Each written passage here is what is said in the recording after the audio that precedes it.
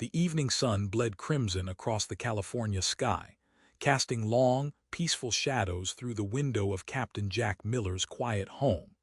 For a man whose life was measured in Mach numbers and classified flight paths, these moments of stillness felt almost foreign, a precious anomaly in a career defined by velocity and vigilance. The scent of Sarah's meatloaf still hung warmly in the air, a simple, grounding aroma that stood in stark contrast to the sterile, high-octane environment of Beale Air Force Base just a few miles away. His daughter, Emma, lay asleep on the rug, her small chest rising and falling in a rhythm of untroubled dreams, one tiny hand still clutching the leg of his trousers as if to anchor him to the earth. Jack watched them from his armchair, the day's newspaper lying unread in his lap. His mind, however, was not in the living room. It was tracing the invisible borders in the sky, the lines he was paid to cross and defend. The Cold War was not a loud, explosive conflict for men like him. It was a silent, grinding pressure, a constant, low hum of tension that vibrated through every mission briefing and every handshake with a grim-faced intelligence officer. He carried the weight of secrets not as a burden, but as a part of his skeleton, a framework of duty built around a core of profound love for the two souls in this room. Every time he strapped into the cockpit of the SR-71 Blackbird, he was flying for them, to ensure their world remained one where a child could sleep safely on a living room rug.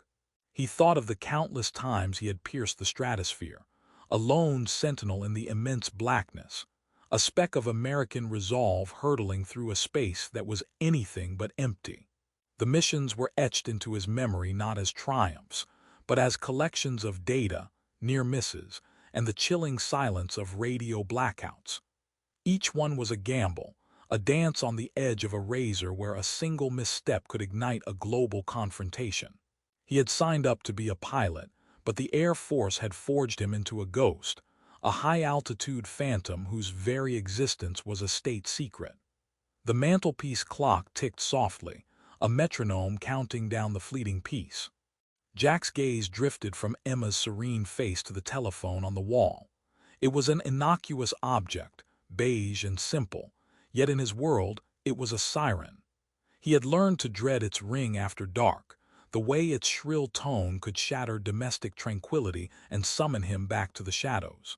As if summoned by his thought, the phone erupted into a jarring peal that cut through the quiet like a shard of glass. Sarah appeared in the doorway from the kitchen, a dish towel in her hands, her eyes meeting his. In that shared look was an entire conversation, a history of missed birthdays, of promises broken by duty, of a love constantly tested by the demands of a secret war. Jack's body moved with a practiced, heavy grace.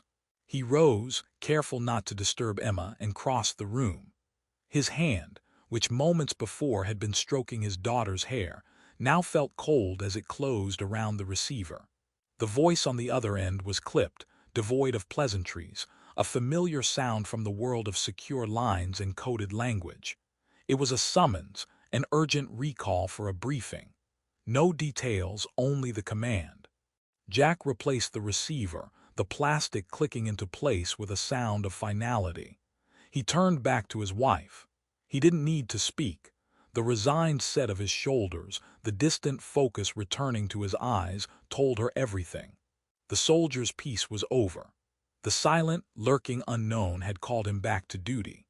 The secure facility was a monument to paranoia, a windowless concrete block buried in the California hills, accessible only by a single, unmarked road that snaked through a labyrinth of security checkpoints. Inside, the air was cold, sterile, and tasted of filtered oxygen and anxiety.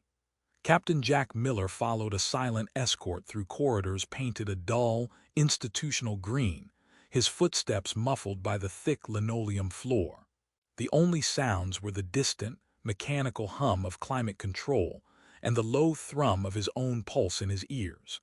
He was led into a briefing room that was as sparse as a monk's cell, dominated by a large, polished table and a single map projected onto a screen. 3 men in crisp civilian suits awaited him, their faces carved from the same granite of impersonal authority. The lead officer, a man with a severe haircut and eyes that held no warmth, gestured for Jack to sit. No names were exchanged. The briefing began with a click of a slide projector, illuminating a detailed map of the Bering Strait. The mission was designated Operation Silent Watch. The objective was high-altitude reconnaissance, a delicate, provocative flight that would skirt the very edge of Soviet airspace. The SR-71 Blackbird was to be a ghost, a silent eye in the sky, gathering electronic intelligence on a new Soviet radar installation. The officer's voice was a dry, factual monotone, outlining flight paths, altitudes, and fuel consumption rates with chilling precision. The core directive, repeated with emphatic gravity, was radio silence. From the moment they crossed into the mission area, their communication suite was to be a black hole. No outgoing signals, no responses to hails, not even a routine check-in. The risk of detection and escalation was paramount. A single radio transmission could be interpreted as an act of aggression, a spark in the tinderbox of Cold War tensions. The officers outlined the known Soviet air defense capabilities in the region: the SA-5 missile batteries, the MiG-25 interceptors. The dangers were tangible, calculable, the kind of threats Jack's training had prepared him for. Yet, beneath the crisp delivery of facts, Jack sensed a current of something else, a subtle unease that permeated the sterile room. The officers exchanged glances that were a fraction too long. The man on the right, younger and leaner, kept flexing his fingers on the tabletop.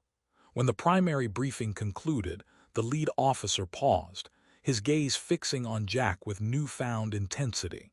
He delivered a final, almost offhand addendum, a warning about anomalous atmospheric conditions in the mission sector. He used the phrase unexplained phenomena, his tone carefully neutral, as if describing a minor weather pattern. He stated that previous, highly classified flights had reported brief, unverified sensor ghosts and instrument fluctuations.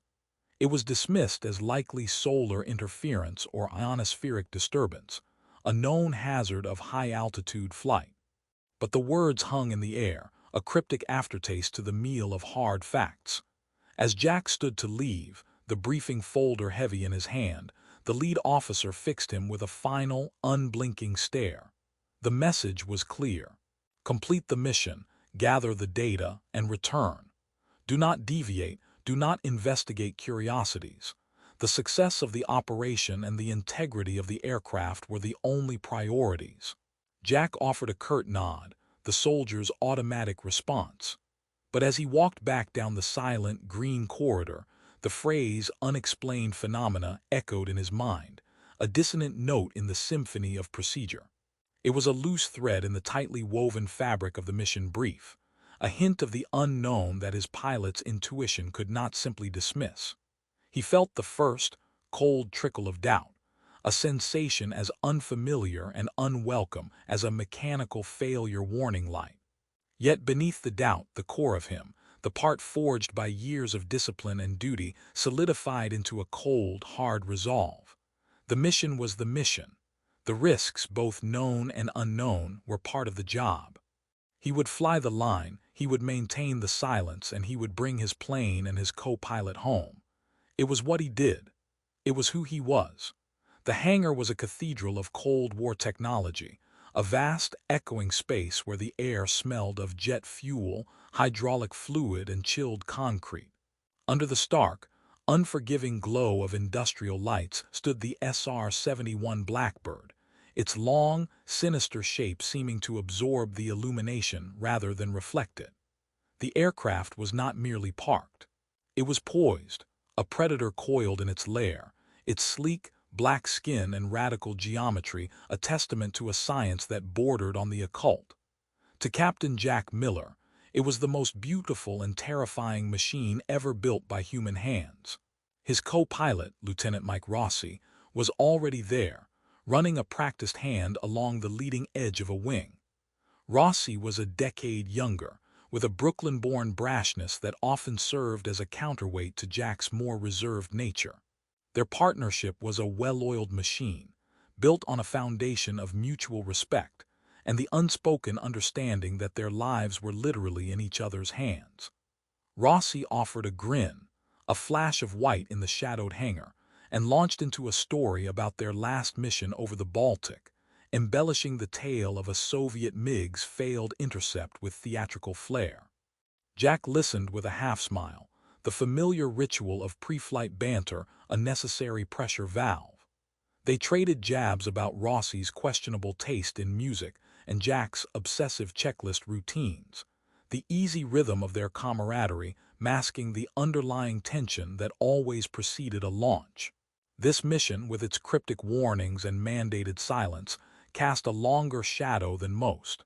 Together, they began the meticulous pre-flight ritual, a symphony of human and machine. Jack's fingers traced switches and dials in the cockpit, his movements economical and precise. He called out system statuses, and Rossi, positioned on the gantry outside, confirmed each one. The technical marvel of the Blackbird unfolded around them. They verified the performance of the Pratt & Whitney J58 engines, power plants that could propel the 70-ton aircraft beyond. Mach 3, faster than a rifle bullet. They checked the sophisticated camera systems and electronic intelligence suites housed in the chine-lined body, the very purpose of their flight. The aircraft was a fortress of technology, a bubble of American ingenuity designed to operate in an environment that was actively hostile to human life. Its skin, made of titanium to withstand the searing heat of sustained high-speed flight, would soon glow a dull cherry red. Every system was a layer of protection, a testament to human reliance on complex machinery to conquer the impossible. But for all its technological might, the Blackbird had a heart, a soul that Jack had come to know over hundreds of hours in the stratosphere. It was a temperamental beast, prone to leaking fuel on the tarmac until its skin heated and expanded at altitude, a quirk they had to account for in every flight plan.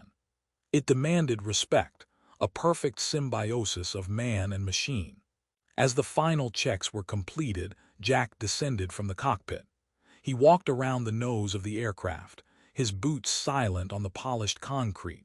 This was his ritual, a moment of quiet communion separate from the official checklist. He reached out and placed his bare hand flat against the cool, black titanium of the nose cone, just below the pitot tube. It was a gesture of connection, a pilot's superstition, a silent plea for luck from the heart of the machine. He felt the solid, unyielding reality of the aircraft, a tangible object in a world of abstract threats and political shadows. In that moment, he was not just a soldier following orders. He was a man placing his trust and his life in a creation of metal and wire and in the man who would sit behind him. The success of Operation Silent Watch would depend on this fragile trinity: human skill, technological perfection, and the unshakable trust of a team venturing into the unknown together. The world fell away in a thunderous, controlled violence. The afterburners of the SR-71 ignited with a percussive roar that was felt more than heard, a physical force that slammed Jack Miller back into his seat as if punched by a god.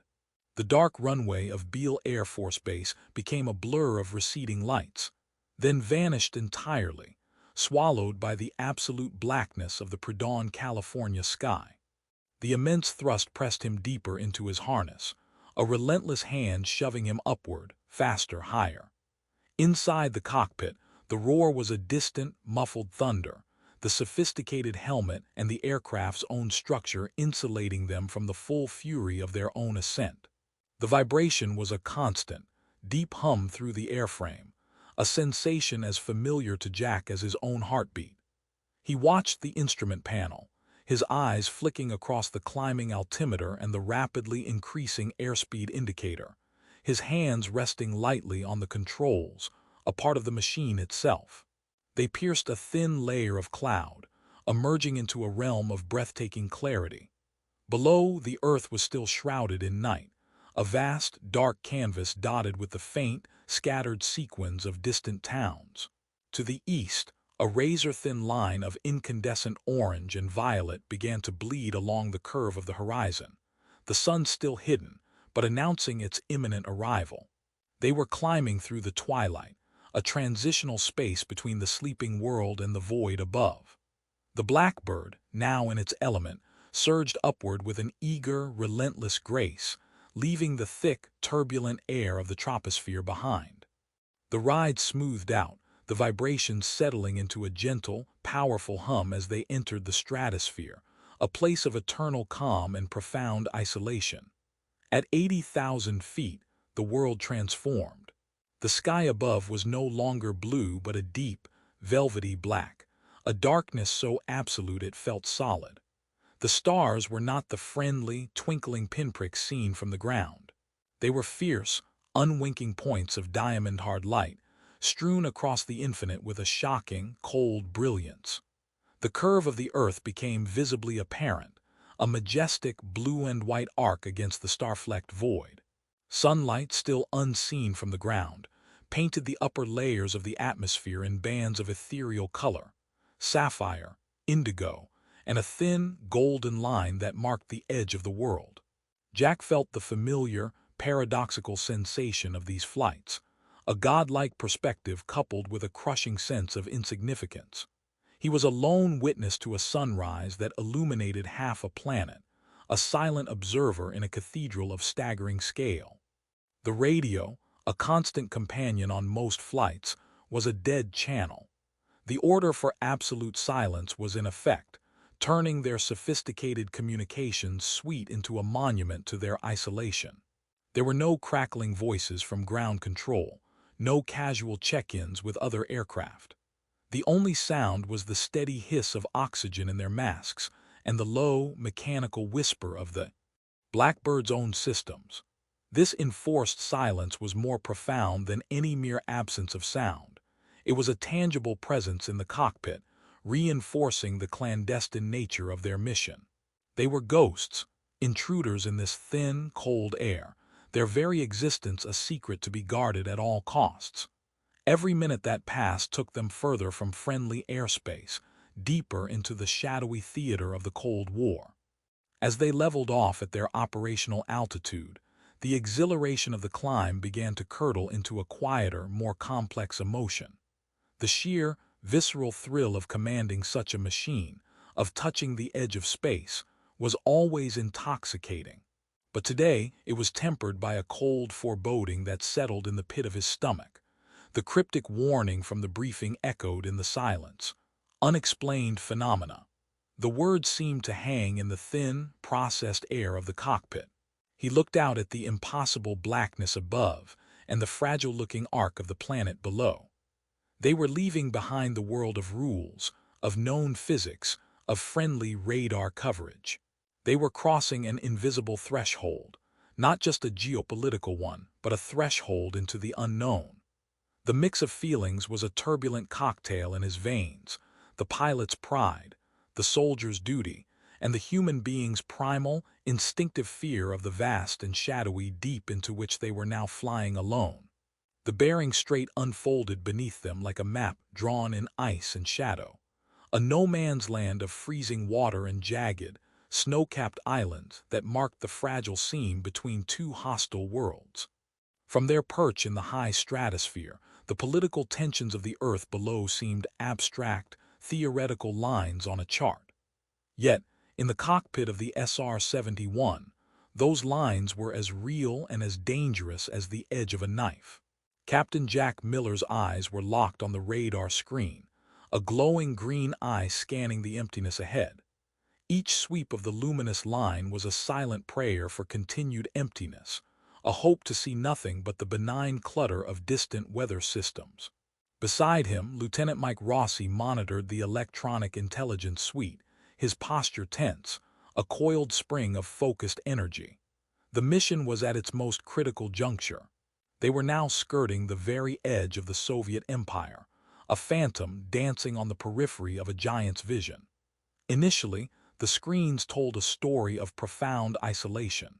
The radar returns showed only the expected geography: the serrated coast of Siberia to the west, the Alaskan mainland to the east, and between them, the vast, empty expanse of the strait. There were no telltale blips of interceptor aircraft climbing to meet them, no sudden blooms of signal from ground-based missile tracking systems. The silence from their own radios was absolute, a void that seemed to suck the very sound from the cockpit. It was the silence they had been briefed to expect, the silence of a successful, undetected penetration. Yet, the very normalcy of it felt unnerving. In a world defined by paranoia, the absence of a visible threat could feel like the most sophisticated trap of all. It was then that Jack noticed it: a faint, persistent crackle in his headset, a sound like dry static that lay just beneath the hiss of his oxygen feed. It was not the clean silence of a dead channel, nor was it the structured noise of a distant broadcast. This was different, an atmospheric whisper that seemed to have no source. He adjusted a dial on the communications panel, but the static remained, a constant, granular presence.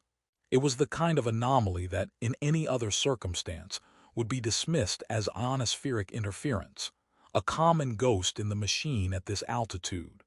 But in the context of the briefing's vague warnings, the sound seemed to carry a different weight. It was a whisper from the void, a hint that the emptiness around them was not truly empty. Mike's voice, slightly distorted by the intercom, broke the tense silence. He had noticed it, too. He made a nervous joke, his words laced with a gallows humor familiar to all who flew at the edge of the envelope.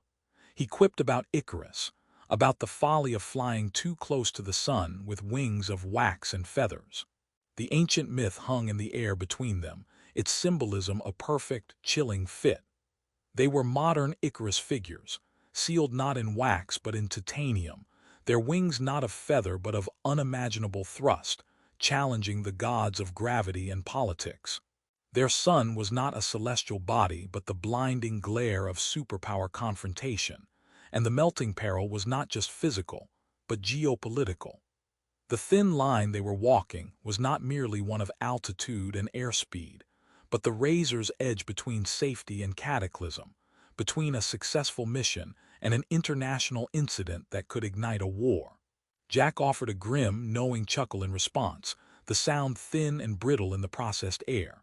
The joke was a release valve, a way to acknowledge the shared, unspoken fear without giving it power. But his eyes never left the instruments.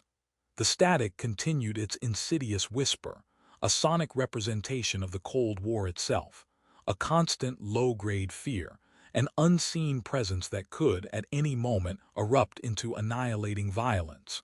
They were at the edge of the empire, and the normal rules no longer seemed to apply. The air itself felt charged, not just with electricity, but with the palpable tension of a world holding its breath, waiting for a single, misjudged spark. The first sign was a flicker, so brief and subtle it could have been a trick of the eye. Jack's gaze, sweeping the instrument panel with a pilot's ingrained rhythm, snagged on the altimeter. For a single, impossible heartbeat, the glowing numbers wavered, the digital readout stuttering as if the very concept of altitude had momentarily faltered. Then it was solid again, displaying the same steady 85,000 feet. Jack's breath caught in his throat. He dismissed it as a transient power surge, a minor electrical hiccup in the Blackbird's complex nervous system. Such things happened. Machines, even the most advanced, were not infallible. Then the static changed. The low, granular whisper that had been a constant background hum in their headsets fractured. It erupted into a burst of violent, erratic noise, a shrieking, dissonant screech that clawed at the ears, a sound of tearing metal and shattering glass translated into pure audio agony. It lasted for 3 full seconds, a small eternity in the silent cockpit, before collapsing back into the previous, softer hiss.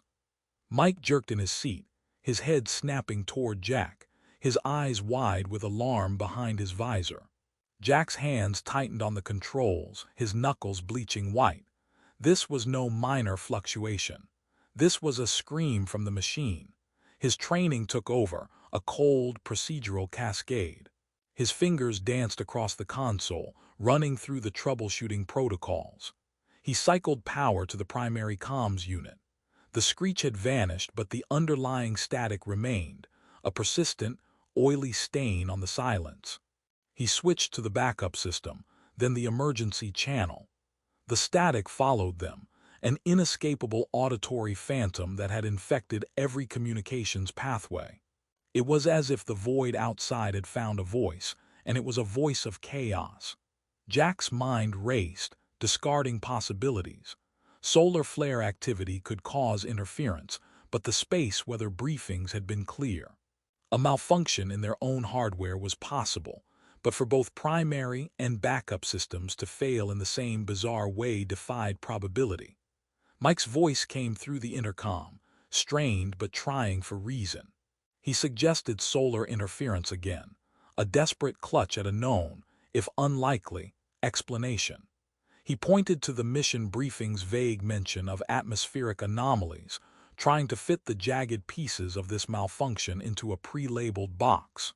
Jack listened, his gaze fixed on the instruments, but his intuition was screaming a different, more primal warning.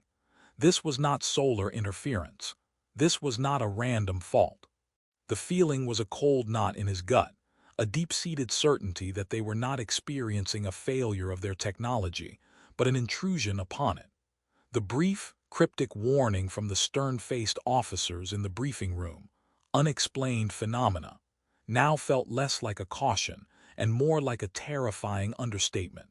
This was the first crack in their technological shield, a hairline fracture in the bubble of American engineering that kept them alive in this lethal environment. The static was not just noise. It was the sound of that shield cracking, and the stakes of their silent watch had just been raised to an unimaginable and terrifying new height. The radar screen, a placid green sea of predictable returns, erupted into chaos. One moment, it displayed the clean, geometric lines of the Siberian coastline and the empty expanse of the Bering Strait. The next, a presence bloomed at the very edge of its range, a solid, impossible return that defied all known parameters. Captain Jack Miller's breath froze in his lungs. His eyes, trained for a decade to interpret the subtle language of the screen, refused to process what they were seeing. The contact was not an aircraft. It was a monolithic echo, a ghost mountain hanging in the sky at an altitude the screen coldly calculated as 100,000 feet, a realm no human-built machine could inhabit. It was a silent, digital scream of wrongness. The object did not drift. It moved with a purpose that was both deliberate and alien. It executed a course change that would have shredded any known airframe, a 90-degree turn at a velocity that mocked the laws of physics.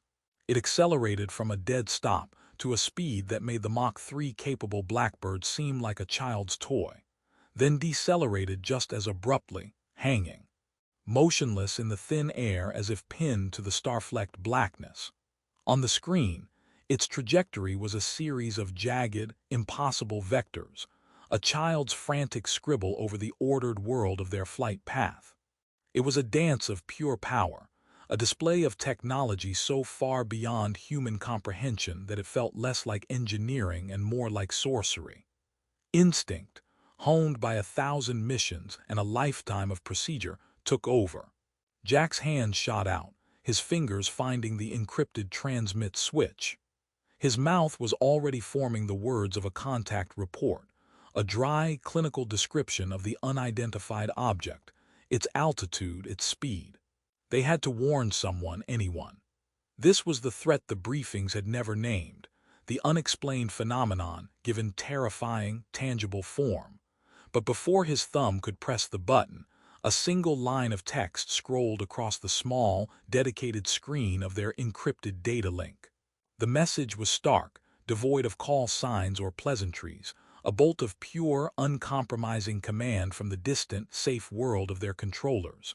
Maintain radio silence. Acknowledge. The words glowed in the dim cockpit, an electronic gag order, every fiber of Jack's being rebelled. To see this, to have proof of the impossible dancing on his screen, and be ordered to pretend it wasn't happening was a violation of his very purpose as a pilot and a sentinel. Yet the training was deeper than fear, more powerful than wonder. His thumb moved from the transmit switch to the acknowledgement key.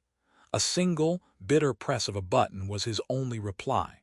They were to be silent witnesses, their mouths sewn shut by command, forced to watch the unexplainable unfold in terrifying silence.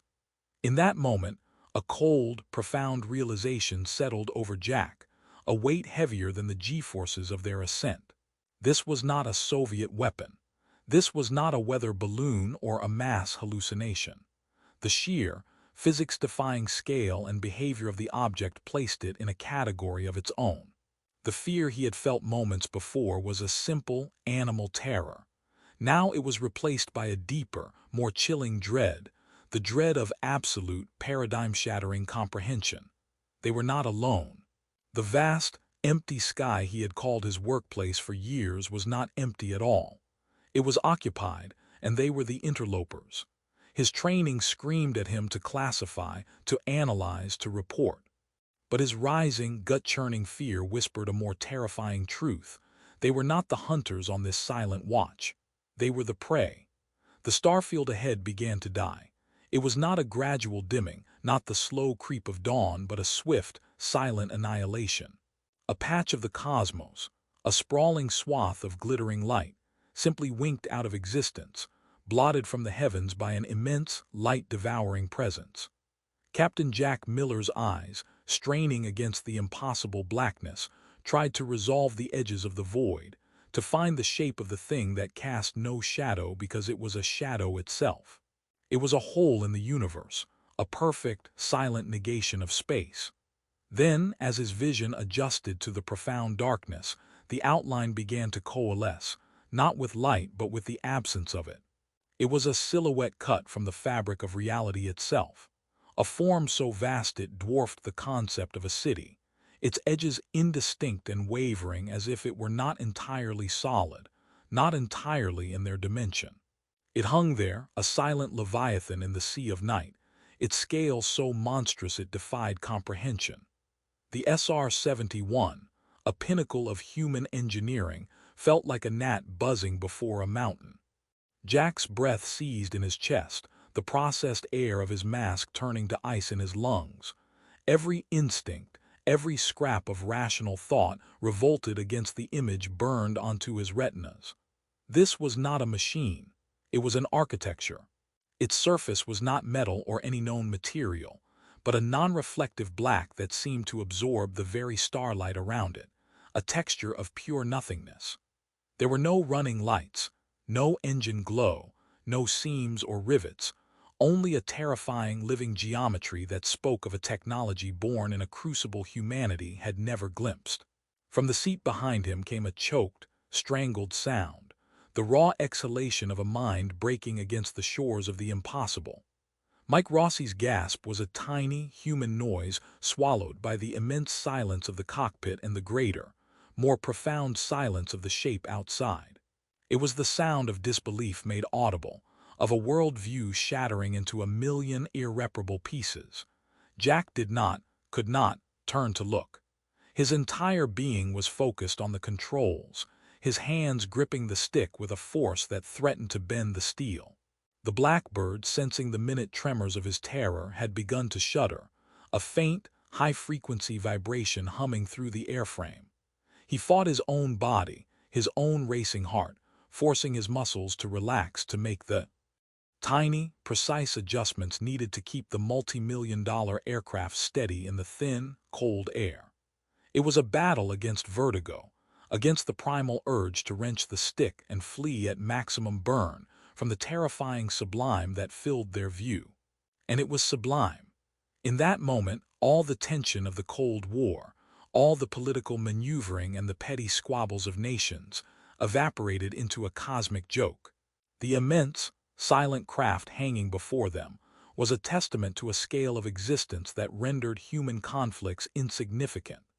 It was a lesson in perspective, a brutal, beautiful demonstration of humanity's profound smallness in a cosmos that was vaster and stranger than they had ever dared to imagine. Jack felt not just fear but a crushing, humbling awe. He was a pilot, a master of a small, fragile world of speed and altitude. But this was a power that operated on a galactic canvas. The direct encounter had begun, not with a bang or a warning shot, but with a silent, majestic display of presence that rewrote the rules of reality itself. They were no longer just Air Force officers on a reconnaissance mission. They were witnesses to a truth so vast it threatened to erase them. The immense, star-eating shape began to move. It did not turn or bank like an aircraft. It simply translated through the void, a continent of shadow sliding with a silence that was more deafening than any roar. And it was mirroring them. As Jack, his knuckles white on the control stick, initiated a gentle, testing turn to port, the Leviathan outside their canopy executed the exact same maneuver in perfect, horrifying synchrony. It was not a pursuit in the traditional sense. It was a mockery of one, a dance where their 70-ton, Mach 3 Blackbird was the lead partner being mimicked by a being of incomprehensible scale. The feeling of being hunted, which had been a creeping dread, now solidified into a cold, hard certainty in the pit of Jack's stomach. His pilot's instincts, honed over thousands of hours, seized control, bypassing the stunned paralysis of his higher mind. His hands moved on the stick and throttle with a fluid, desperate grace, his eyes flicking between the incomprehensible shape outside and the glowing instruments before him. He pushed the throttles forward, feeling the deep, resonant thrum of the J-58 engine's answer, the G-forces pressing him back into his seat as the Blackbird surged forward. The object matched their acceleration effortlessly, without a sound, without a visible means of propulsion, hanging in their wake like a malevolent shadow. He threw the SR-71 into a steep dive, the altimeter unwinding in a frantic spiral, the airframe groaning in protest at the sudden stress. The black shape dove with them, a falling mountain keeping perfect, impossible station. He tried a series of sharp banking turns, maneuvers designed to break a missile lock or shake a pursuing interceptor. The entity outside mirrored every jink and roll with a precision that was beyond physics, a perfect, silent echo of their every move. It was playing with them, demonstrating its superiority with a calm, terrifying indifference. A new, more immediate terror pierced the cocoon of his focus. A strident, urgent chime cut through the cockpit, and a glaring red light illuminated on the master caution panel. The fuel warning. The violent, fuel-gulping evasive maneuvers had drained their reserves at a catastrophic rate. Behind him, Mike's voice was a tight, controlled stream of data, the numbers a death knell. He was calculating their remaining fuel against the distance to the nearest emergency landing strip in Alaska, his tone clipped and professional, but the underlying panic was a live wire beneath the words. They had minutes, not hours. The immense power of the Blackbird, their one great advantage, was also their most voracious liability. They were a thoroughbred sprinting itself to death, and the hunter on their tail hadn't even begun to breathe hard. Jack's body was a machine of pure reaction, his muscles performing the complex ballet of high-speed flight, his mind a whirlwind of calculations and contingency plans. But beneath that automated performance, a deeper, more primal part of him was screaming. This was not like being chased by a MiG, a contest of technology and skill between two human pilots. This was different. He felt the way a gazelle must feel when it locks eyes with a predator it cannot outrun, a predator whose motives are as alien as its form. He was not just being pursued, he was being studied. The entity's perfect mimicry felt less like a chase and more like a dissection, a cold, clinical analysis of their capabilities, their limits, their fear. His pilot's instincts had taken over, but they were the instincts of a man trapped in a cage, pounding on the walls while something immense and utterly beyond comprehension watched from the other side of the glass. He was flying the most advanced aircraft on the planet, and he had never felt more helpless, more utterly and terrifyingly hunted. The first sign was a subtle, almost imperceptible change in the pressure against Jack's eardrums, a faint popping sensation that had nothing to do with their altitude changes. Then, a low, mournful chime sounded from the environmental control panel, and a new amber light joined the constellation of warnings on the console. Cabin pressure was dropping. It was not a catastrophic failure, not an explosive decompression, but a slow, insidious leak, as if the very air around them was being siphoned away into the infinite cold outside. The thin, manufactured atmosphere that was their only barrier to the vacuum began to betray them. Jack's hands moved with a speed born of drilled-in emergency procedures.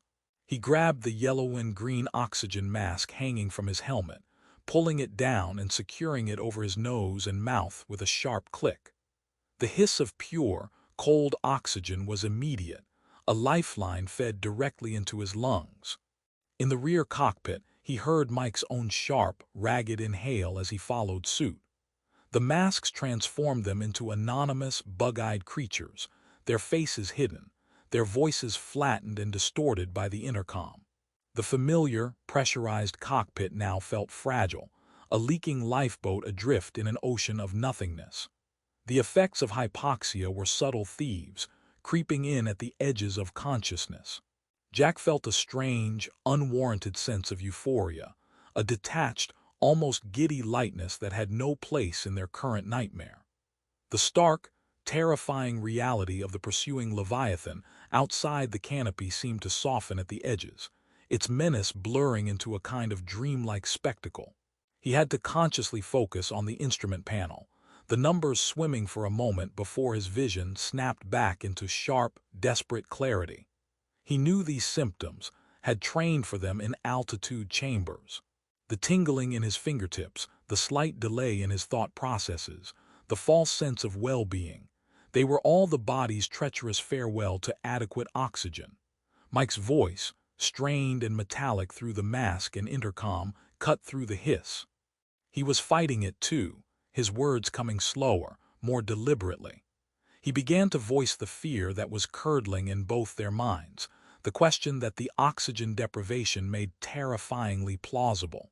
He wondered aloud if they were hallucinating, if the immense shape, the impossible maneuvers, the very pursuit itself, were not a physical reality but a shared psychotic break, a phantom born of starving brains at the edge of space. His words were laced with a desperate hope that this was all a terrible illusion, a hope that was somehow more frightening than the reality of the object itself. To have faced something so real, so tangible, only to have it dismissed as a trick of the mind was a form of annihilation all its own.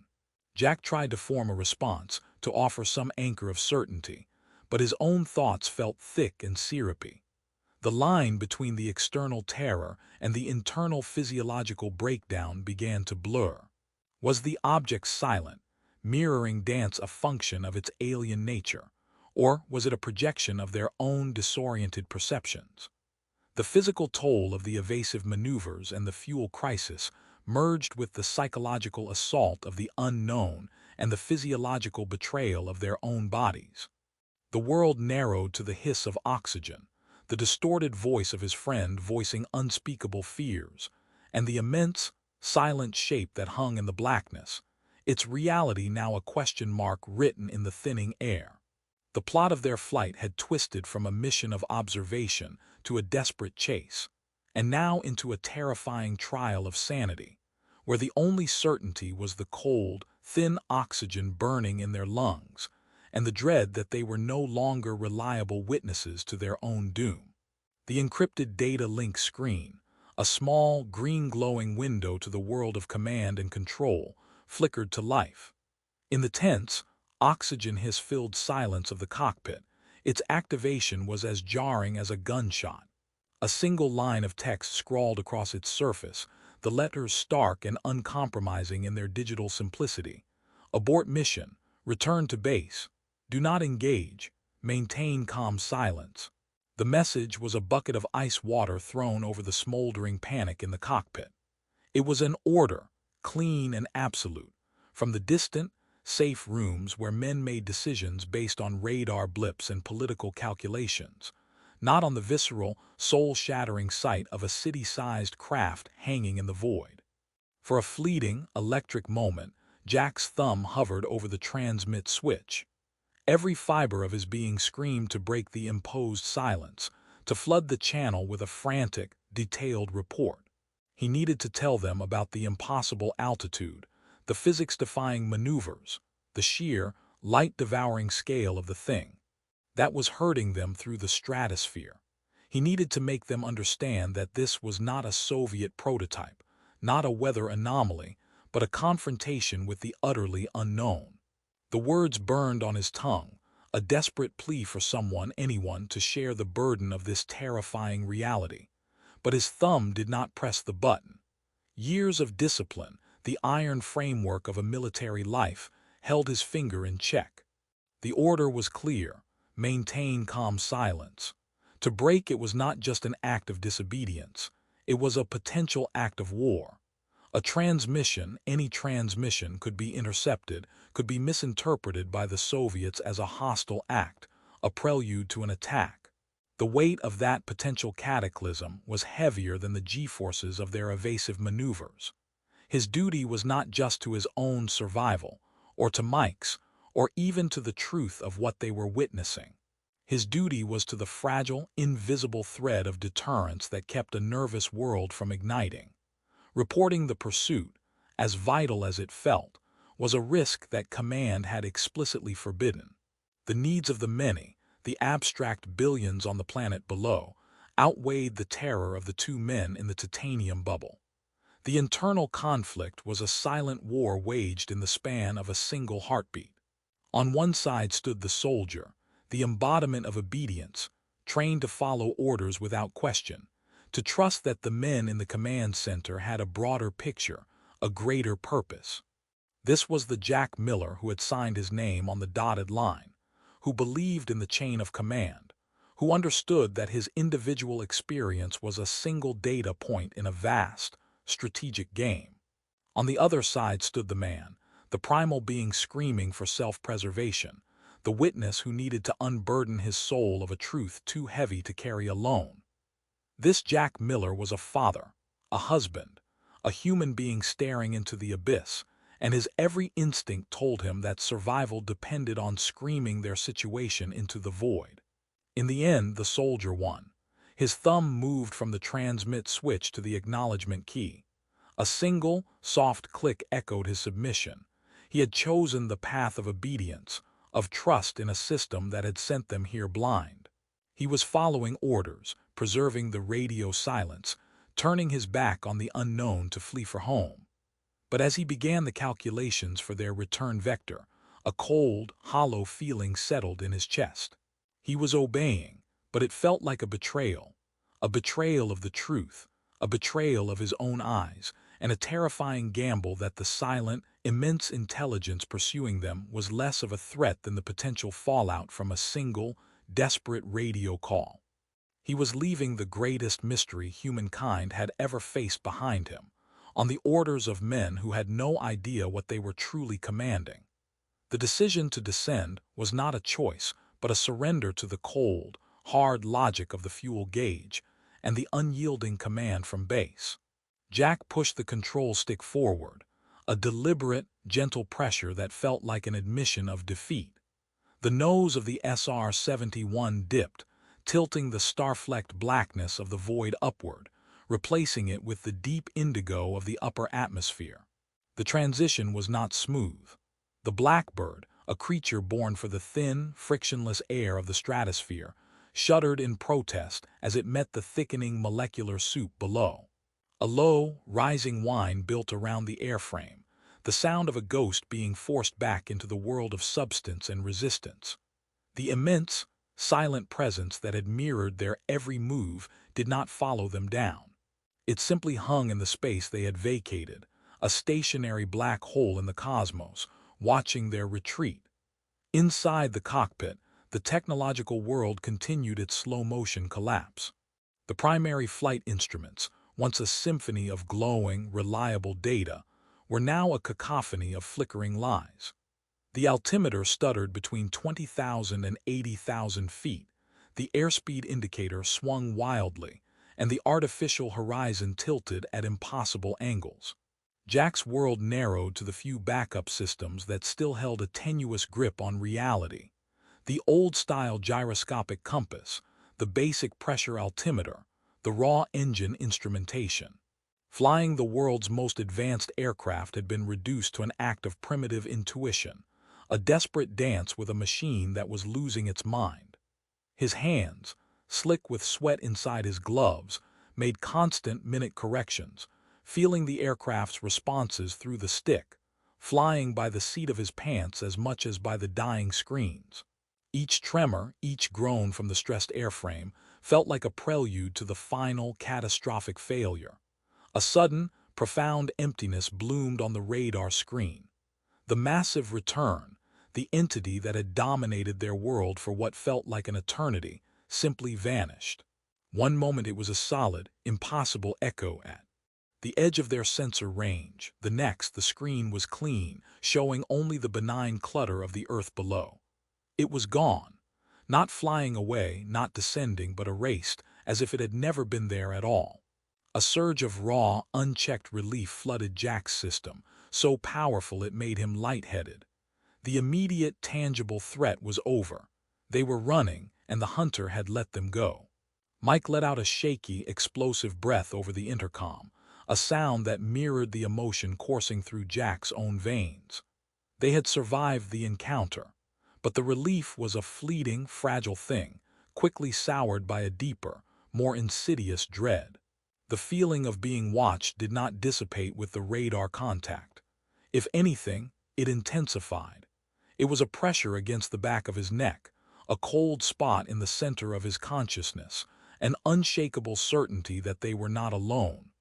The entity was no longer a shape on a screen or a silhouette against the stars.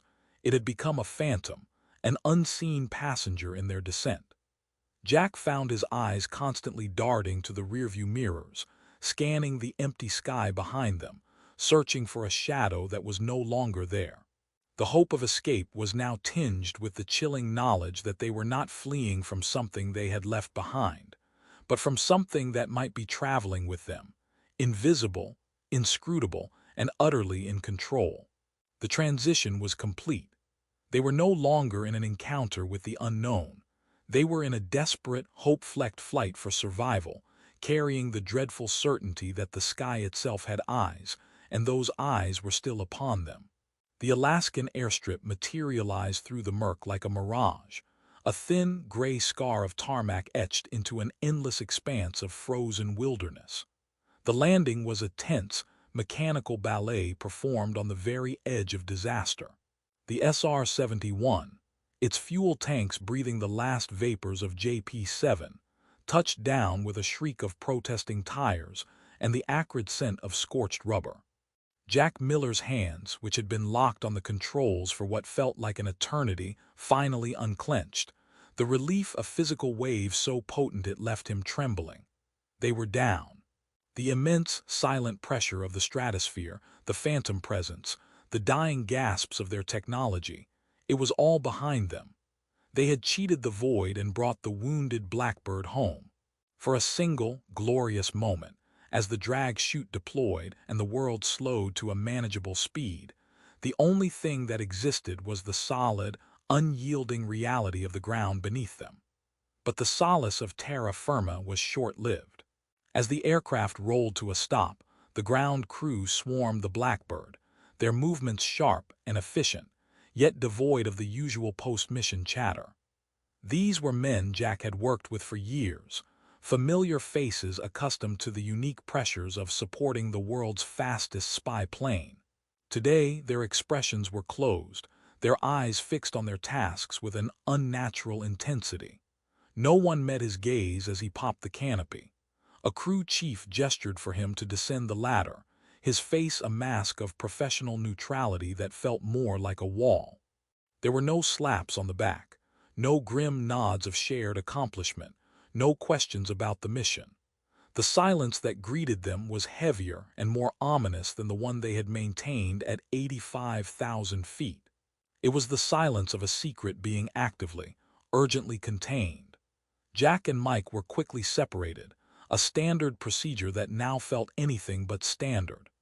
Two medics in crisp uniforms approached Jack, their manner polite but firm, shepherding him away from the aircraft and toward a waiting van before he could even exchange a word with his co-pilot. He cast one last look over his shoulder at Mike, who was being led in the opposite direction by another team. Mike's face was pale, his eyes wide with a shared, unspoken confusion.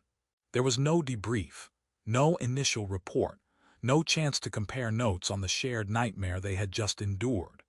The machine of military protocol had swallowed them whole, its gears turning with a cold, impersonal efficiency that felt deliberately isolating. The profound relief of survival, which had bloomed so brightly in his chest upon landing, now curdled, overshadowed by the chilling eeriness of their reception.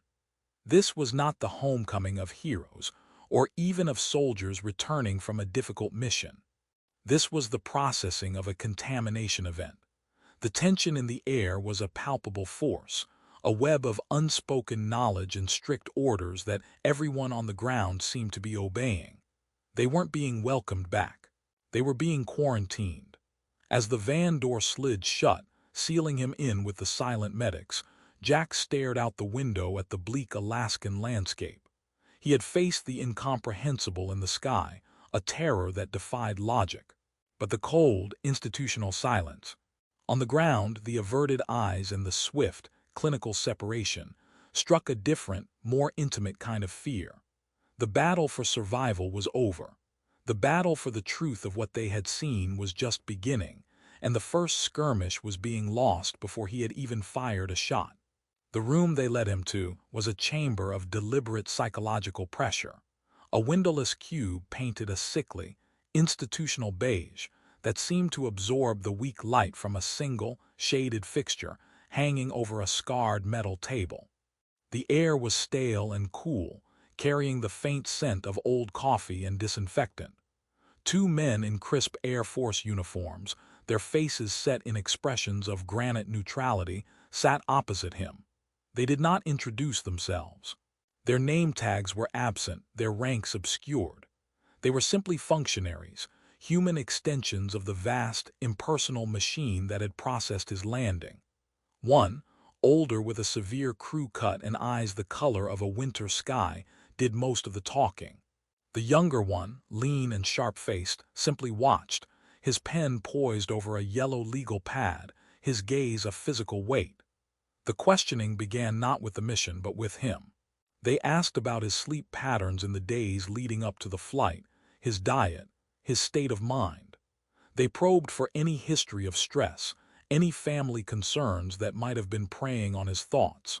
The older officer's voice was a flat, calm monotone, devoid of inflection, a tool designed to deconstruct emotion and isolate fact. It was a subtle, insidious framing, an attempt to build a foundation of instability before they even approached the event itself. Jack answered with the clipped, precise language of a military report, his own voice sounding alien in the tomb-like silence of the room. He felt the first, cold trickle of institutional skepticism, a preemptive strike against his credibility. When they finally turned to the flight, he gave them everything. He held nothing back. He described the initial instrument glitches with technical precision, the shrieking static that had torn through their comms. He detailed the radar contact, its impossible altitude and the physics-defying maneuvers, his words painting a picture of a silent digital predator. And then he described the visual. He spoke of the starfield being blotted out, of the city-sized silhouette of pure, light-absorbing blackness, of the feeling of being an insect under the gaze of a god. He poured the raw, terrifying truth of the encounter into the sterile room, his voice gaining a fervent, desperate edge as he tried to bridge the chasm between his experience and their clinical detachment. The younger officer's pen scratched across the paper, but his notes were not a transcription of the awe and terror Jack described. Jack, from his angle, could see the shorthand. The words were dismissive, reductive. "Pilot reports visual anomaly," he scribbled, followed by, "describes atmospheric distortion." When Jack detailed the entity's perfect, mirroring pursuit, the note simply read, "Claims perceived pursuit by unidentified stimulus." They were not recording his testimony. They were categorizing his symptoms. The older officer listened, his face an unreadable mask, occasionally asking a clarifying question that felt designed not to understand, but to find inconsistencies, to poke holes in the narrative. The thematic elements of the room were no longer just skepticism. They were the active, deliberate erosion of trust. Jack was not a decorated captain reporting a critical incident. He was a subject, a variable in an equation they were already solving, and the solution they were writing had no room for city-sized craft in the stratosphere. The truth he had carried back from the edge of space was being methodically dismantled, brick by brick, in a dimly lit room by men who had already decided what was possible. The sterile, windowless debriefing room had felt like a tomb for the truth, but the hangar was its crematorium. After hours of circular, soul-deadening interrogation, Jack was finally released into the cavernous space where the SR-71 now sat, silent and brooding. The aircraft, his partner in the impossible, was surrounded by a hive of unfamiliar activity. The usual ground crew was gone, replaced by a team of men in unmarked, dark coveralls who moved with a cold, surgical efficiency that had nothing to do with maintenance or repair. They worked in near-total silence, their faces obscured by the shadows cast by the work lights they had erected around the Blackbird's nose section. Jack's focus snapped to one man who was emerging from an access panel near the cockpit, a heavy, rectangular metal box cradled in his arms. It was the flight data recorder, the black box, the indestructible heart of the mission, the objective witness that held every shudder of the airframe, every flicker of the failing instruments, every digital whisper of their encounter etched in magnetic tape. It was the one piece of irrefutable evidence, the thing that could validate every impossible word he had just spent hours defending in that suffocating room. He took a step forward, his hand rising almost involuntarily, his mouth opening to demand its immediate review. That data was his, it was Mike's. It was the only thing that could prove they weren't hallucinating, stressed-out pilots. Before a sound could leave his lips, two of the men in coveralls moved to block his path. They didn't speak, didn't brandish weapons, but their presence was an immovable wall of quiet authority. Their eyes, flat and devoid of human connection, held his for a moment before dismissing him, their attention returning to their colleague with the box. The man carrying the recorder didn't even glance in Jack's direction. He turned and walked briskly toward a waiting, unmarked van, its engine idling with a soft, impatient purr. The box was loaded inside, the van doors slammed shut with a sound of grim finality, and the vehicle pulled away, disappearing into the misty Alaskan twilight without a trace. It was in the echoing silence left in the van's wake that he heard it, a fragment of hushed conversation carried on the cold hangar air. One of the coveralled men, his back to Jack, muttered a single, chilling phrase to his partner. "Data sanitization is priority one." The partner's reply was even lower, a gravelly whisper that Jack had to strain to catch. "Containment protocols are in effect. This never leaves the hangar." The words hung in the air like poison gas. Data sanitization, containment protocols. They were not terms of investigation or analysis. They were the language of erasure, of surgical removal. This was not a debriefing. It was a cleanup. They weren't trying to understand what had happened. They were ensuring that no physical proof of it would ever see the light of day. The confiscation of the black box was not an administrative step.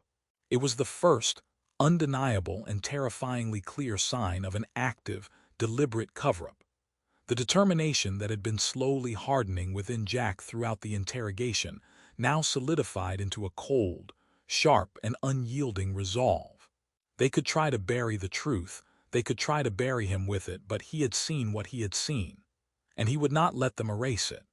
The final meeting took place in a different room, one with the superficial trappings of normalcy, a cheap landscape print on the wall, a veneered desk, even a window overlooking a bleak parking lot. It was a stage set for the delivery of a lie. The same two officers from the interrogation were there, but their demeanor had shifted from clinical inquisitors to paternalistic administrators. The older officer offered a thin, meaningless smile that never reached his wintry eyes and slid a single sheet of paper across the desk toward Jack. The heading was from the Air Force Surgeon General's office. The title was a masterwork of bureaucratic annihilation, medical assessment of in-flight anomalous perceptions. The words on the page were a dry, precise dissection of his sanity. It cited the known physiological stressors of high-altitude flight, the hypoxia, the G-forces during evasive maneuvers, the extreme isolation, the cognitive load of flying a complex aircraft under duress. It clinically explained how these factors could, in combination, induce vivid, shared sensory distortions in even the most experienced aircrew. It was a tapestry of half-truths and cherry-picked science, woven together to form a perfect, plausible, and utterly fraudulent explanation. His detailed, visceral account of the city-sized craft, its impossible physics, its silent pursuit, was reduced to a single, damning phrase: altitude-induced hallucinatory episode. The entity that had blotted out the stars was dismissed as a mirage born of a starving brain. The official story was complete, and it painted him not as a witness, but as a patient. Then came the consequence. The officer's voice was calm, almost sympathetic as he delivered the verdict. Captain Jack Miller was hereby relieved of flight status, effective immediately.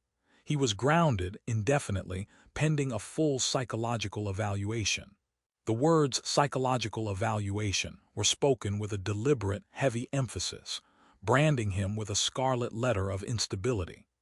The aircraft he had commanded, the mission he had risked his life to complete, the truth he had carried back from the edge of space, all of it was being invalidated by a single, pre-written report and a sentence that stripped him of his identity. He was no longer a pilot. He was a case file, a problem to be managed. A hot, corrosive wave of anger surged through Jack, so potent it felt like a physical heat flushing his skin. It was a raw, untempered fury that tightened his jaw and made his hands curl into fists under the table. This was not the fear he had felt in the cockpit, nor the chilling dread of the cover-up. This was a pure, personal outrage. They were not just hiding the truth, they were actively destroying his credibility, his career, his very honor to do it. Every sacrifice, every moment of discipline, every oath he had sworn was being used as a lever to force his silence. The men sitting across from him, with their calm, patronizing faces, were erasing him as efficiently as their technicians had erased the data from the black box. His frustration was a trapped animal raging against the bars of his ribs, screaming at the injustice of it all. He had faced the unknown with courage, and his reward was to be labeled unreliable, his perception questioned, his word made worthless by the very institution he had dedicated his life to serving. The official story was a cage, and they were slamming the door shut, confident that the sound of it locking would be the last sound he would ever make about what he had seen in the silent, star-dusted void. The familiar sight of his own driveway, the worn patch of lawn where Emma's tricycle lay on its side, the warm glow of the porch light Sarah always left on for him. These were anchors to a world that now felt like a fragile illusion. Jack Miller stood for a long moment outside his front door, his duffel bag a heavy weight in his hand, the Alaskan chill still clinging to his bones. The journey home had been a blur of silent military transport and hollow-eyed stares from fellow passengers who knew better than to ask questions. He had crossed the threshold from a world of cover-ups and erased evidence back into the domain of meatloaf dinners and bedtime stories, and the chasm between them felt unbridgeable. He took a deep breath, bracing himself not for a welcome, but for the next, more intimate layer of the battle he now found himself in. Sarah was waiting for him in the living room, but not with the relieved embrace he had fantasized about during the tense, silent flight home. She stood by the fireplace, her arms crossed tightly over her chest, her posture a fortress of worry. The television was off, the room unnaturally quiet. She had heard, of course. The phone had rung not long after his own interrogation had concluded. The call had been from a Colonel Jacobs, a man whose voice was all practiced, paternal concern. He had explained to her, in carefully chosen words, that Jack had been through a tremendously stressful high-altitude mission. He had used phrases like extreme physiological duress and anomalous perceptual events. He had assured her that Jack was physically unharmed, but that the Air Force's primary concern was now his mental well-being. He was coming home, the colonel had said, for a period of rest and evaluation. Her eyes, when they met his, were not filled with the trust he so desperately needed, but with a deep, frightened uncertainty. She saw her husband, the rock of her life, the man who navigated by the stars, but the official story had already seeped into the foundation of their home, a slow-acting poison. She didn't see a man who had confronted the impossible. She saw a man the Air Force claimed had broken under the pressure of his own secret life. The argument that followed was not loud. It was a quiet, devastating erosion, conducted in hushed tones so as not to wake Emma sleeping upstairs. She pleaded with him to consider what the doctors were saying, to accept the grounding, to focus on getting well. She spoke of the toll his career had always taken, the absences, the secrets, the constant, low hum of danger that was their lives' background noise. She framed the official story not as a lie, but as a plausible, terrifying explanation for the haunted look in his eyes.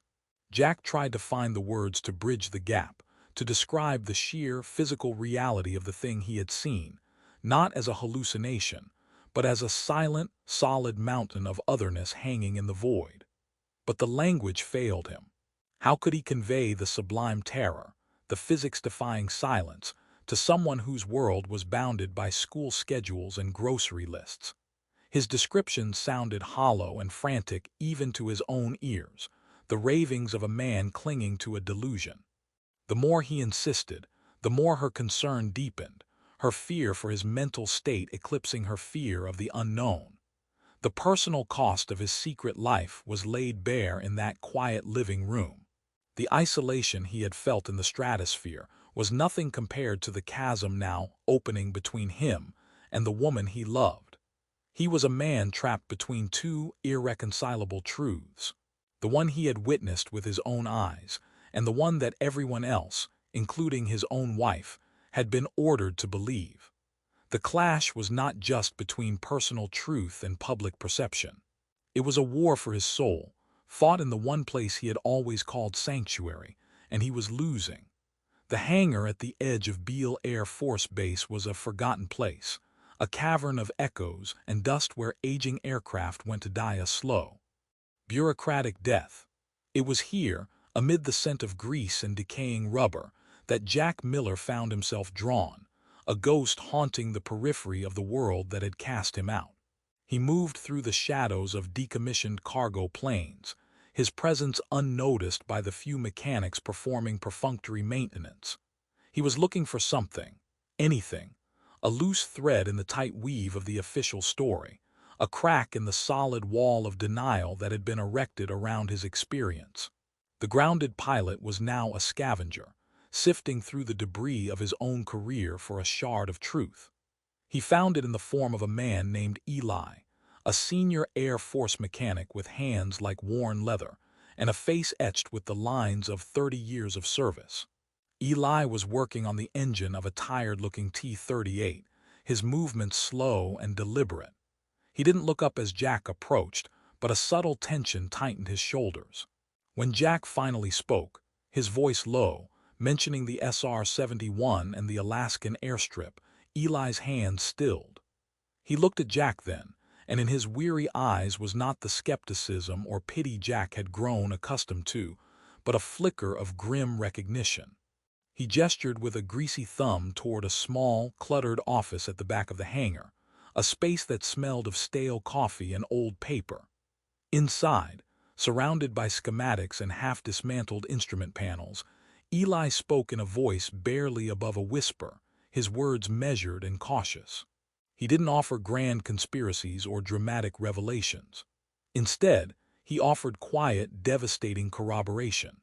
He spoke of other pilots, men whose names Jack recognized, legends of the Strategic Air Command, who had returned from classified missions over the Arctic and the Pacific with the same hollowed-out look in their eyes, the same fractured accounts of silent, impossible craft.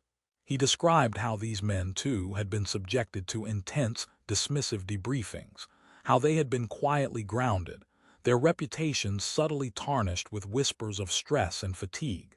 They had been offered a choice: accept the official, sanitized explanation and retire with a full pension, or become a problem. They had all, Eli implied with a sad shake of his head, chosen to become family men instead of martyrs. They had been silenced not by threats, but by the systematic, gentle destruction of their credibility and the promise of peace for their loved ones. Then, Eli did something that shifted the foundation of Jack's world. He unlocked a rusting filing cabinet and pulled out a folder. It did not contain official reports or flight logs.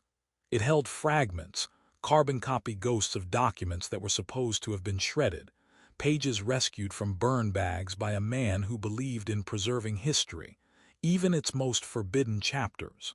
He slid a few sheets across the desk. They were partial printouts of deleted flight logs, their edges charred, their text marred by heavy black redaction bars. But between the censored lines, Jack saw it.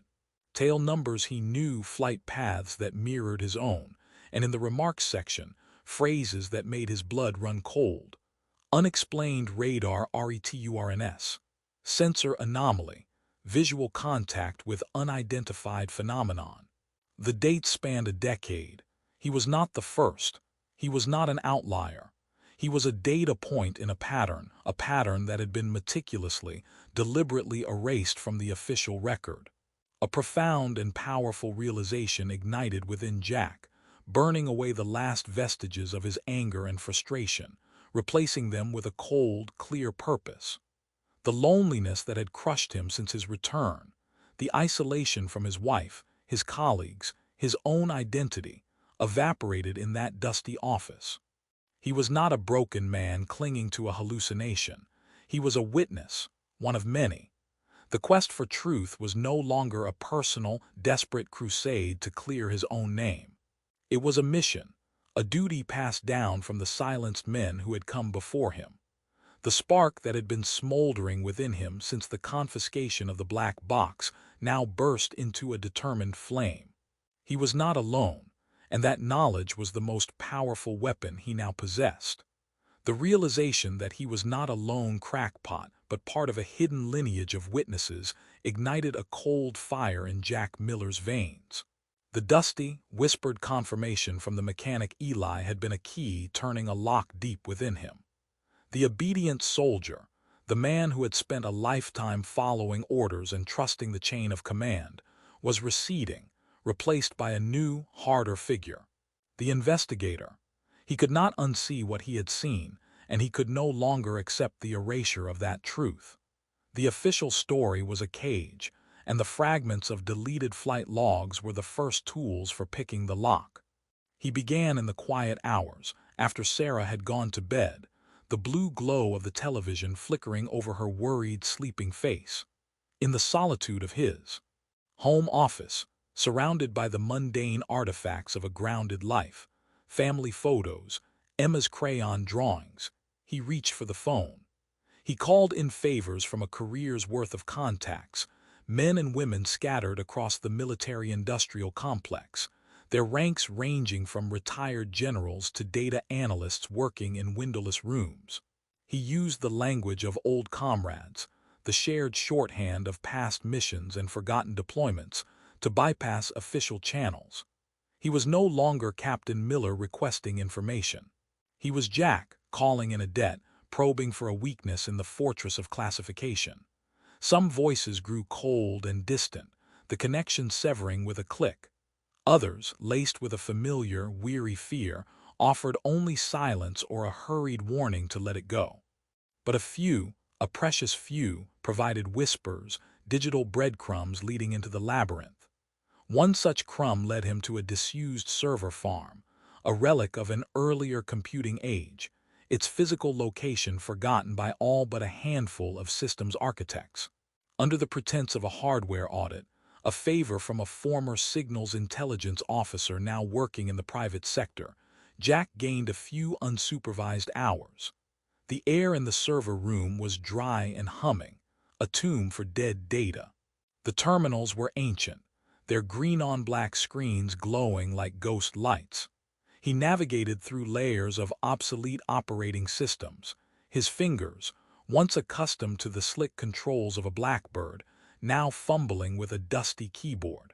He accessed archives not listed in any active directory, digital catacombs where the Air Force buried its most inconvenient secrets.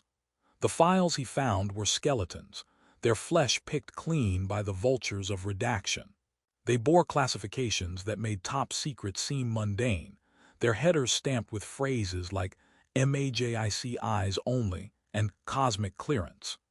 They were incident reports from the height of the Cold War, spanning from the frozen skies over Alaska to the sweltering jungles of Southeast Asia. The narratives were gutted, whole paragraphs and pages obliterated by thick, black bars, but the patterns emerged in the spaces left behind.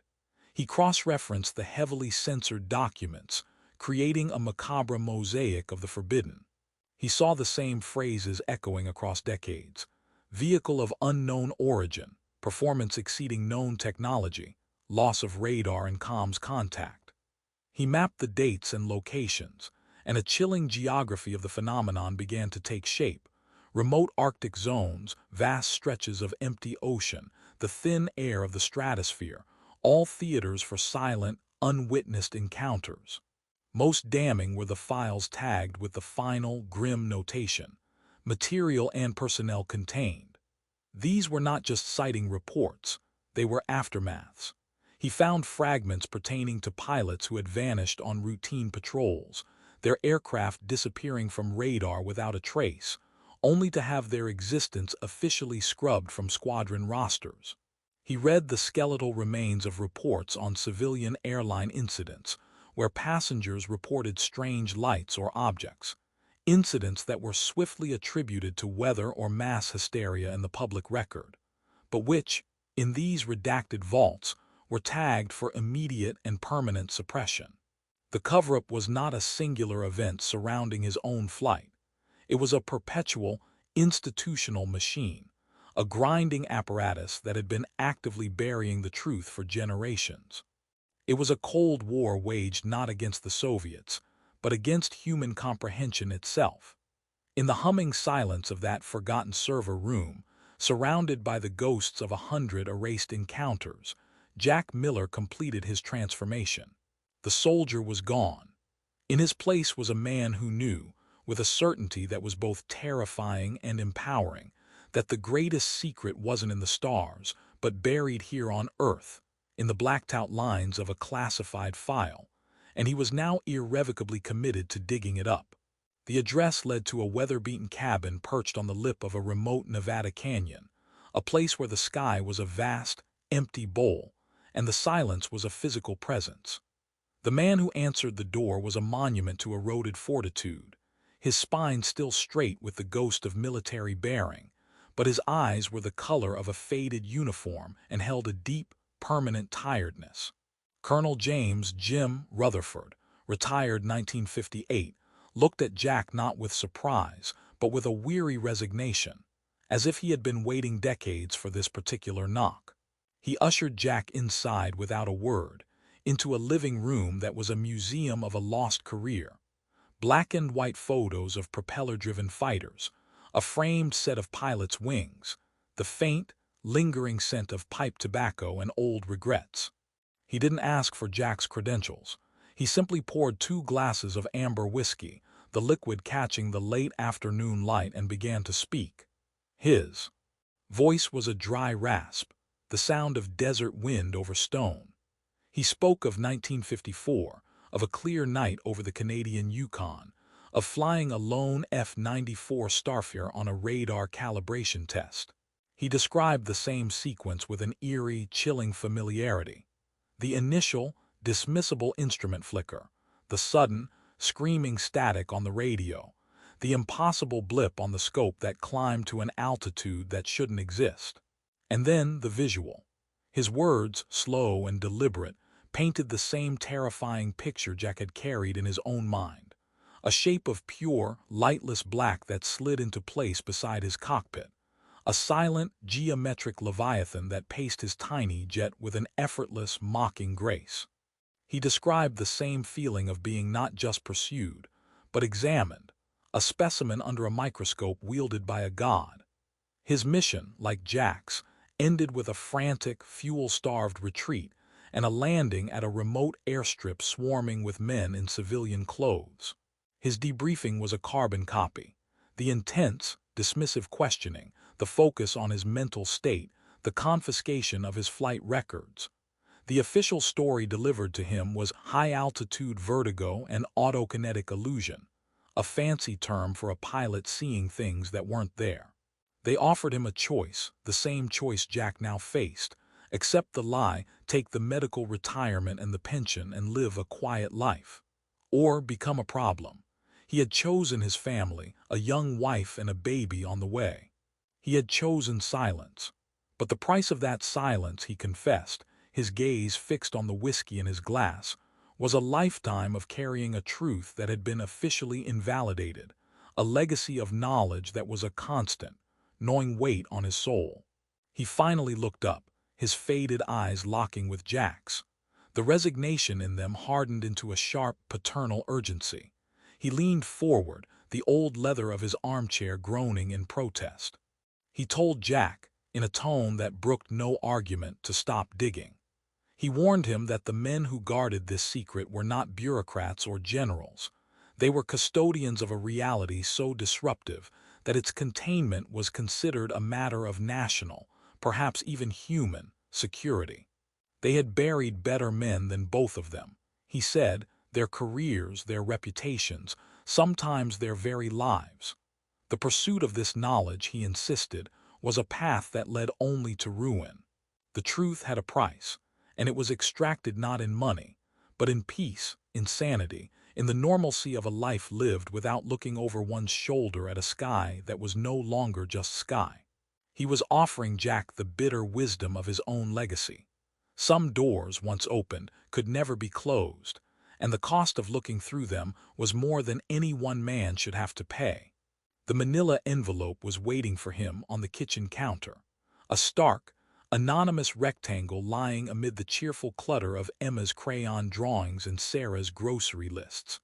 There was no postmark, no return address, only his name typed in a crisp, impersonal font. The sight of it sent a cold jolt through Jack Miller, a primal alarm that cut through the fragile morning calm. The world of cover-ups and whispered warnings had just breached the final sanctuary of his home. His fingers, which had moments before been tamping coffee grounds, now felt numb as he picked up the envelope. It was heavy, but not with documents. The weight was singular, concentrated. He slid a single, glossy photograph from the sleeve. It was a telephoto shot, grainy but devastatingly clear. The subject was his daughter, Emma, captured mid-laugh on the swings at her elementary school playground. The angle was invasive, shot from a distance, through a chain-link fence.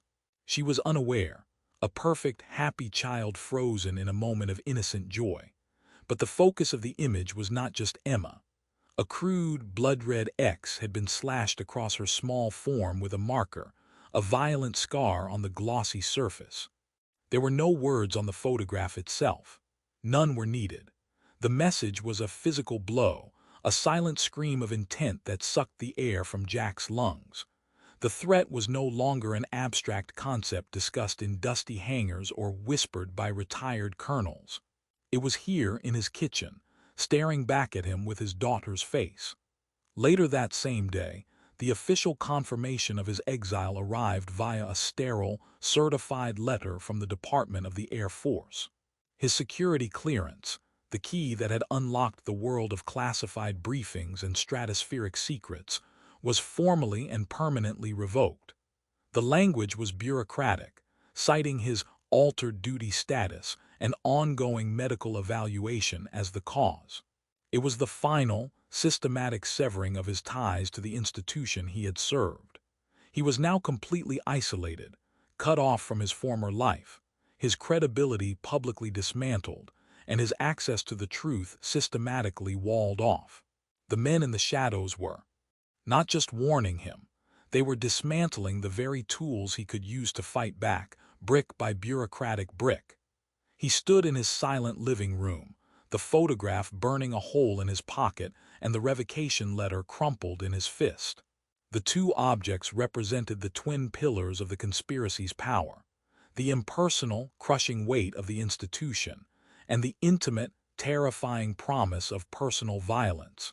The stakes of his quiet investigation had just been catapulted from professional ruin to a realm of primal, gut-wrenching fear.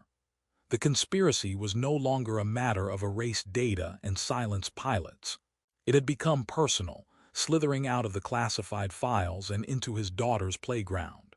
The choice presented was brutally simple: stop digging, accept the lie, and guarantee the safety of his family, or continue his solitary quest and risk making that grainy photograph a premonition. The invisible war had just declared its terms on a battlefield he had never intended to fight on, the heart of his own home. The silence in his home office was a heavy, suffocating blanket, thick with the ghosts of a shattered career and the chilling clarity of the threat against his daughter. Jack Miller sat at his desk, the single, damning photograph of Emma on the swing set laid bare before him, the red X, a wound on the peaceful domestic scene. It was the final, undeniable proof that the forces arrayed against him were not bound by any code of honor or morality. They would use his love, the very core of his being, as a weapon. For a long, terrible moment, he considered surrender. He could burn his notes, feign acceptance of the official story, and wrap his family in the fragile safety of a lie. The temptation was a siren song, promising peace, however false.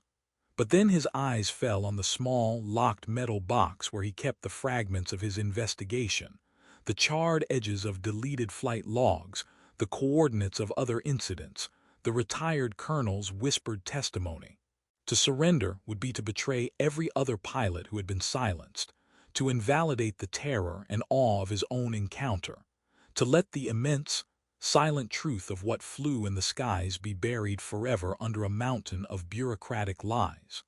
The moral dilemma was a vice, crushing him between the sacred duty to protect his family and the profound, terrifying duty to the truth. He could not do both. The safety of his child demanded his silence. The future of human understanding demanded his voice. His decision, when it came, was not a shout of defiance but a quiet, resolute acceptance of a terrible cost. He would not be silenced, but he would not be reckless. He retrieved a simple, unlined journal from a drawer, its cover a nondescript brown. He would document everything, not as a frantic, emotional account, but as a cold, clinical report. He wrote of the SR-71 system's failures, the radar contacts, the visual description of the craft, the mirroring pursuit. He included the dates, the coordinates, the technical specifications. He transcribed the warnings from the mechanic and the retired colonel, creating a chain of corroboration. This journal would not be a rant. It would be evidence. He hid it not in his home, but in a safety deposit box under a false name, the key taped behind a loose brick in the garden shed. His plan was simple, desperate, and final. He would make copies. He would leak them to a handful of dogged, independent journalists, the kind who were not beholden to corporate or government interests. He would do it anonymously, from a distance, and then he would wait for the storm. His final act before the storm was a direct confrontation. He requested, and to his surprise was granted, a meeting with the two officers who had overseen his interrogation and grounding. The setting was the same sterile office where the official story had been delivered. They sat across from him, their expressions a mixture of professional patience and thinly veiled impatience. Jack did not rant or plead. He spoke calmly, his voice low and steady. He told them he knew about the other pilots, the redacted files, the systematic cover-up that stretched back decades. He did not mention the journal or his plan. He simply presented the facts of the conspiracy as he had uncovered them, laying them on the table like a prosecutor presenting an open and shut case. The older officer listened, his face an unreadable mask. When Jack finished, the man leaned forward, his voice dropping into a conspiratorial, almost kindly register. He did not deny a single allegation. Instead, he offered a deal, a very good deal. A promotion to a comfortable, high-paying desk job at the Pentagon, far from the stress of flight. A reinstatement of his security clearance. A generous, no-questions-asked financial settlement for his ordeal. All the trappings of a restored life, of safety and comfort for him and his family. The price, his silence, a formal signed retraction of his hallucinatory claims and a pledge to never speak of the incident again. The offer hung in the air, a golden bridge back to a normal life. It was everything he could have wanted, everything Sarah prayed for. It was the safe choice, the rational choice, the choice of a man who loved his family. Jack looked from one stone-faced officer to the other, seeing not men, but the impassive face of the machine that had spent decades burying the truth. He thought of Emma's laugh, of Sarah's worried eyes, of the immense, silent craft that had rewritten his understanding of the universe. The moral dilemma, which had been a theoretical torment, was now a concrete, life-altering choice laid bare on a government-issue desk. He stood up, the chair scraping softly against the linoleum floor. He gave them his answer not with words, but with the cold, final certainty in his eyes. There would be no deal. The press release from the United States Air Force was a masterclass in the art of public erasure. It landed in newsrooms with the dry thud of official stationery, its language meticulously crafted to project an image of bored, bureaucratic competence dealing with a fringe nuisance. It addressed the recent, unsubstantiated claims of unidentified aerial phenomena by a former service member. The statement did not mention Jack by name, but it didn't need to.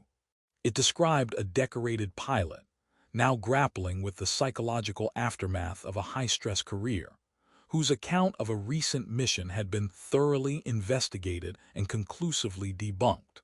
The official finding, supported by a panel of independent aerospace medicine experts, was a repeat of the diagnosis Jack had received in that sterile office.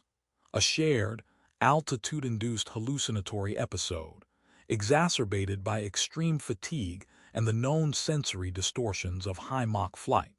The Air Force expressed its gratitude for the individual's past service and its sincere hope for his full recovery, while firmly closing the book on what it termed speculative and scientifically unsupported assertions.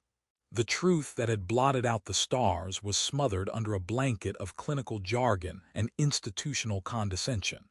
The effect on Jack's world was immediate and absolute.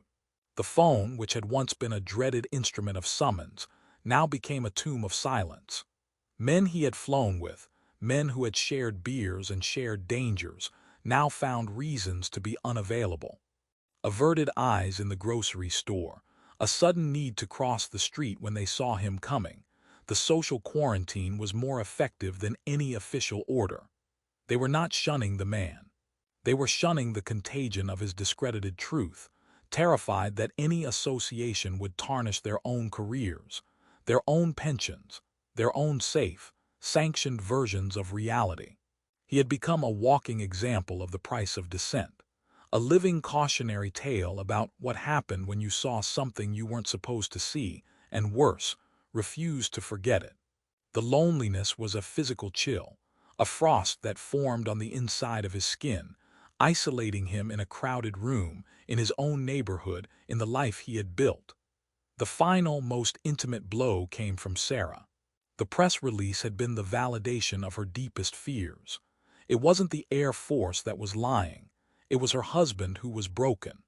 She found him in his study, staring at the blank screen of a turned-off television, his posture that of a man carrying the weight of a dead star.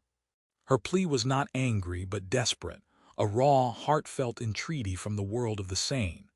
She begged him, her voice cracking with emotion, to let it go, to accept the help the Air Force was offering, to focus on his health, to be the father Emma needed and the husband she remembered. She framed it as a choice for their family, for their future, for the simple, precious peace of a normal life. She was not pleading with a whistleblower. She was pleading with a patient, trying to lure him back from the edge of a dangerous delusion. In her eyes, the battle was not between truth and power, but between sanity and a slow, consuming madness. Jack listened, the words washing over him, each one a nail in the coffin of their shared life. He looked at his wife, the woman who had been his anchor, and saw a stranger pleading with a ghost. The thematic chasm between them was now an ocean. He was a man who had stood on the shores of the impossible and could never unsee that vast, dark sea. She was a woman who believed the official mapmakers, who trusted that the world ended where the charts said it did. The loneliness of his descent was now complete. He was isolated from his institution, his colleagues, and now, in the most profound way, from the woman he loved. The cover-up had not just solidified in the press. It had solidified in his own home, and the weight of it was a solitude more crushing than the vacuum of space. He had chosen truth over power, and the cost was the entire world. The stars over Sacramento were a pale imitation of the fierce, diamond-hard lights he had known at 85,000 feet. From the worn wooden deck of his backyard, a retired Captain Jack Miller tilted his head back, his gaze tracing the familiar, muted constellations. A lifetime of looking up, first with wonder, then with purpose, and finally with the weight of a buried truth, had not diminished the habit. The night sky was no longer a frontier to be conquered. It was a silent, mocking monument to everything he knew and could never prove. The clean, crisp lines of his uniform had been replaced by the soft, shapeless fabric of retirement, but the phantom pressure of that harness, the memory of the stick in his hand, and the searing image of the star-eating Leviathan were etched into his soul, a permanent, personal scar hidden beneath a civilian skin. He had traded the roar of the blackbird for the chirping of crickets, the vastness of the stratosphere for the confines of a suburban plot, but the silence that had surrounded the truth was louder than any engine. His life now was a carefully constructed facade of normalcy, a piece bought with the currency of his own credibility. Sarah, after years of strained silences and worried glances, had finally settled into a fragile acceptance, choosing to believe the man she lived with was at peace, not a man carrying a secret that could shatter the world. Emma was grown, a young woman with her own life, her memories of her father's difficult time, a vague childhood shadow. They were his world, the anchor that had kept him from being completely consumed by the truth. He had chosen their safety, their peace, over the catharsis of a public scream into the void. The hidden journal, the copied files, the names of the other silenced pilots, they all remained in the safety deposit box, a time capsule of a war no one knew was being fought. He was its sole, silent veteran. The soft, insistent chime from his laptop inside the house was an alien sound in the quiet night. It was not the ring of a phone or the ping of a common notification. It was the specific, encrypted tone of a program he had not used in years, a ghost from his former life. A cold finger of dread traced its way down his spine. He rose slowly, his joints protesting, and walked inside. The screen glowed in the dark study, a single, anonymous window open on the desktop. There was no sender address, no subject line. Only a block of text, its characters a jumble of symbols and numbers that resolved into plain English only after being processed by the old decryption algorithm he'd kept dormant on the machine. The message was brief, stark, and sent a jolt through his system that was more powerful than any G-force. It contained no greeting, no identification. It was a single line of coordinates, a location in the remote, ice-choked waters of the North Atlantic. And beneath it, a fragment of a sentence lifted verbatim from his own long-buried mission report, a phrase known only to him and the men who had buried it. Performance exceeding known technology. Silent pursuit profile confirmed. He stared at the words until they blurred. The air left his lungs in a slow, painful exhale. It was not a validation. It was a summons from the darkness, a confirmation of his deepest, most terrifying fear. The phenomenon had not been a singular, isolated event, a ghost from the Cold War laid to rest. It was not over. The unseen war, the silent, desperate conflict waged in the thin air at the edge of space, was still raging. New pilots in new aircraft were doubtless being sent into that same silent, terrifying theater, facing the same incomprehensible presence. And the same machine of denial and cover-up was, at this very moment, grinding away, preparing to bury another truth, to silence another witness. The story did not end with his retirement, with his hard-won, fragile peace. It did not end at all. The tension of that night over the Bering Strait, a tension he had carried for decades, was not resolved. It was simply being passed on, an invisible, eternal relay of dread. And the final, chilling message left him with the soul-chilling knowledge that he had never been a soldier coming home from a war. He had been a soldier leaving one battlefield for a lifelong vigil, and the war itself was endless, unseen, and unheard.